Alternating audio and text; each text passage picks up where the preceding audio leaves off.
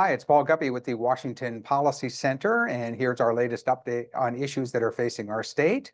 As always, please like, share, and subscribe our channel. We like that a lot. Today, I'm going to be hitting 5 different issues. They are rising Uber costs, where our tax money goes, fixing homelessness, a list of dumb state mandates that we've come across, and then finally, a win for workplace freedom, something we always support. So let's get rolling with higher Uber and Lyft costs. And this has to do with targeted. Once again, the city of Seattle rises to the top of the list for the most expensive Uber and Lyft costs in the country. This is according to a national study by Net Credit. And here's what they found out.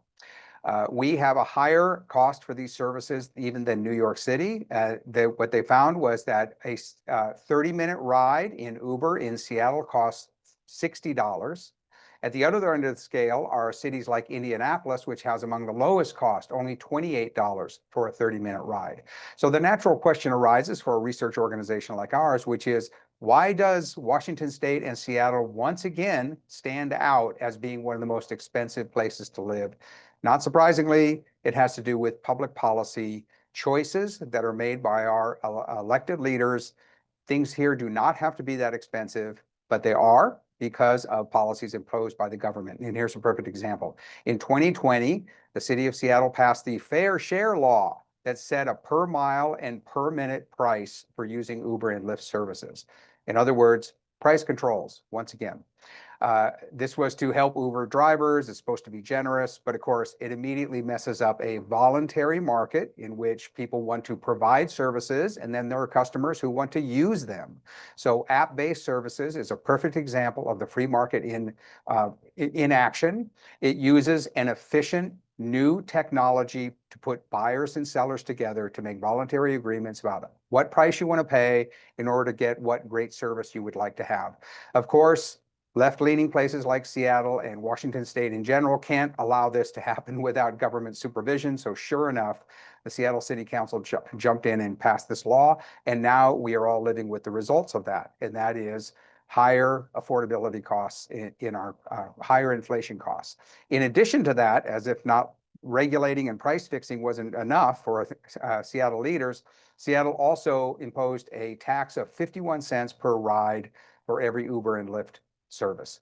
So the circle has been completed. So after Seattle and other major cities had regulated the taxi business over a century, and app-based services came along and disrupted that market. Creative destruction that takes an old model and reforms it or gets rid of it and imposes something new, brings along new choices for consumers, and then the government comes running along afterwards and jumps on any market activity that's successful and tries to regulate it and price it, and that's what we're seeing with Uber. So next time you hear the question, why is Seattle so expensive?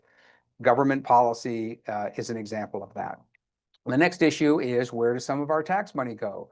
A few years ago, Jay Inslee and the Democrats passed the Climate Commitment Act, they call it. This is basically a carbon-based energy tax on the use of gasoline, diesel, any kind of carbon-based energy in the state. It adds about 43 cents to the cost of a gallon of gas. And the promises that sponsors made at the time was this was going to fight climate change. We're going to use it for environmental projects. And our investigative researcher, Todd Myers, came along and said, well, where does this money actually go? So the state is collecting $174 million a year in carbon-based energy taxes. Todd found that only a small fraction of this, 18% or less, is actually being used for environmental-based projects. Where is the other percentage of money going? And the answer is into government bureaucracy and creating new positions, planning, engineering, basically making government bigger. So in the 2025-27 budget, 70% of that money is going to government planning. It's a classic bait and switch of where sponsors said that, hey, here's a new tax, but don't worry, it's going for something really good that we all want, environmental protection. The program goes into effect, it collects hundreds of millions of dollars over the years, and you go back and check. And the people who promote these programs expect nobody to go back and check. But of course, Washington Policy Center does. And we find out that those promises are not being kept. So there was also another big pitch was made that this funding was going to fight childhood asthma. Todd found that only $300,000 out of $174 million is being used for that purpose. So next time you hear about there being a shortfall in government spending, we need more money to fund popular and important projects, this is an example of how that money is wasted. It just goes into overspending and growing the government instead of actually delivering what the sponsor said. The next issue flows from that, and that is stupid mandates that the state has imposed and then doesn't have any intention of following. So again, based on Todd's research in this case, he looked at a state law that required that 20% of state fuel use be from biofuels. That is not the case. It's about 7% today. They're never going to reach this goal. Inslee issued an executive order that said by 2025, 40% of state-owned vehicles have to be electric. Again, the state is nowhere close to that. It's only a small percentage. Todd checked with the agency and said, hey, it's 2025. Have you reached the 40% goal? And the agency came back and said, the phrase by 2025 means at the end of this year, not at the beginning of this year. That's not how we understand that, but that's the claim that they made.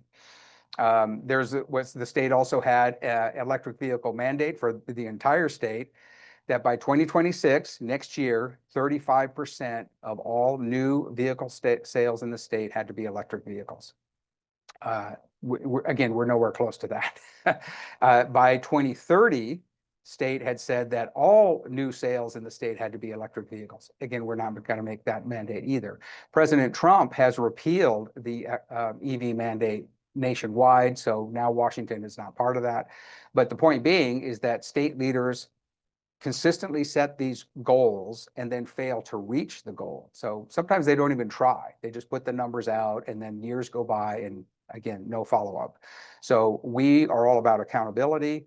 As Todd puts it, he says, the agencies tend to say, okay, so we didn't make any of our previous goals, but wait until you see our new goals. So it's a constant pitch and promise and then no delivery in the future. So that's a pattern that we see. Fourth issue I want to hit is a good news for dealing with the homeless issue.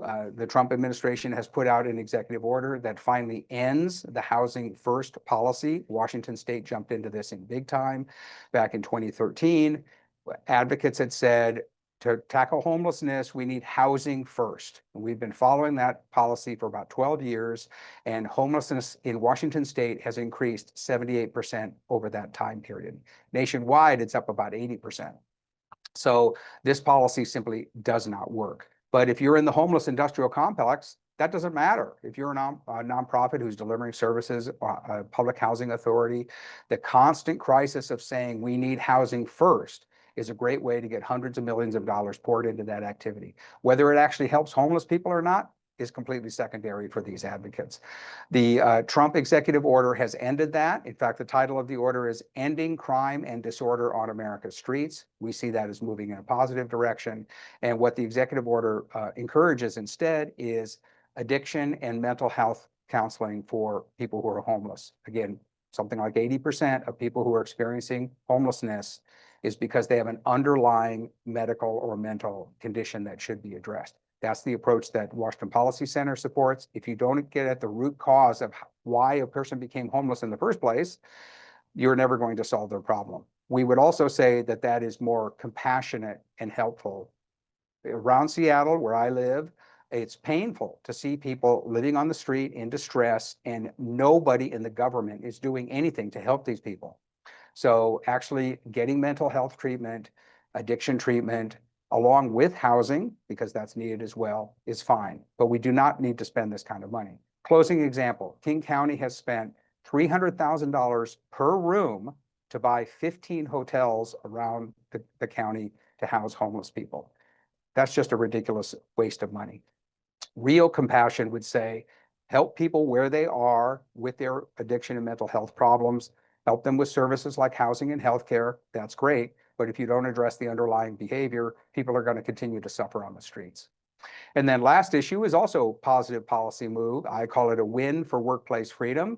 And this has to do with a city employee in Seattle again. But this is reflected really all across the state because she suffered the same kind of unfair treatment in the workplace that has happened in state agencies and in private companies under the COVID mandate that Jay Inslee put into place in August of 2021, and that was the vaccine mandate. So many people know somebody who was fired, had to quit their jobs because they wouldn't comply with the mandate. Our own research shows that over 400 employees at the Department of Transportation were fired because of the vaccine mandate. And here's a person who sued, and she, just this last week, she won. Her name is Marina Schindler-Truck. She worked as a 911 supervisor for the Seattle Police Department. She had agreed to all accommodations in the workplace.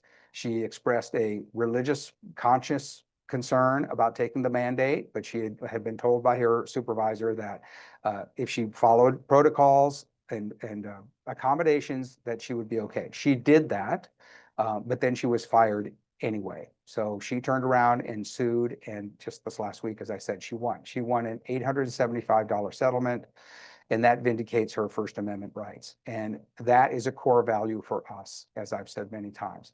People should be able to follow their conscience, express their ideas, protect both their religious freedoms and their First Amendment freedom of expression without being punished by, in this case, by a government agency which fired her. So that's justice for her, but more importantly, it teaches the lesson that top-down mandates that are imposed in kind of panic mode by Jay Inslee is not the model for dealing with public health crisis in the future. A voluntary cooperative approach is much more effective, and it has the added benefit of respecting people's rights. So that's the approach that we want to take. I will, I guess the flip side of that, I made a note to myself here that policymakers should realize that taking away people's freedom is a pretty good indication of bad public policy. So hopefully we will not end up going down that road again. With that, I'll wrap up with a couple of quick reminders. We have our online on-the-go policy forum coming up on Tuesday. And then our Bellevue dinner is set for September 11th. We have our speakers in place. Tickets are on sale. And as I've mentioned, that event always sells out. So I want to give people a reminder about that. With that, I'll wrap up and be back next time. Thank you. If you found this informative, share it with a friend and consider checking out one of our suggested videos over here. Make sure you're subscribed so that you can stay up to date with the latest policy news from Washington.